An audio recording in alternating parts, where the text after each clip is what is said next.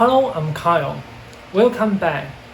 Today I'm going to share with you the second part of contour. Before we start our tutorial, I want to let you know there's no right and wrong in art. Those things I mentioned in the video is just for beginners to learn drawing. If you are the best painter, I believe you can still make a good artwork even you break all the rules I mentioned in the video.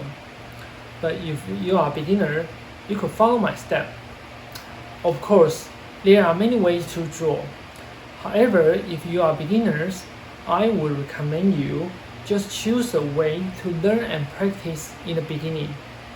It doesn't have to be my way. You can choose any method you like. After you are familiar with one method, and then you can start to learn others, it will be more helpful for learning.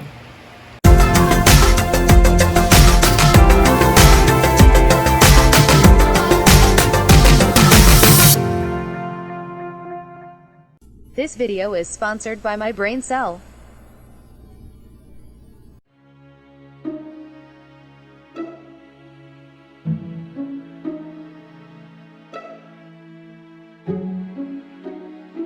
After finish the guideline, we will move to the second part of contour.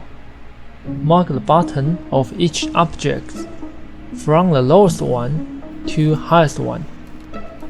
In this picture, this camcra is the lowest one. In previous video, I said at least leave 2 index finger knuckles from its bottom to mark tape in 4K size. Because we already checked its distance, we don't need to change the bottom of this camcra. Just mark it. The second lower is this egg. Its bottom is higher than the bottom of the camcra and almost near the middle of the camcra. In this step, you can also check the size you drew is okay or not.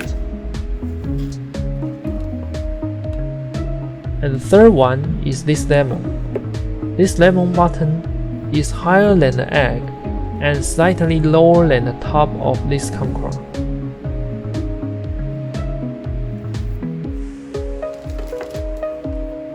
Next, this apple.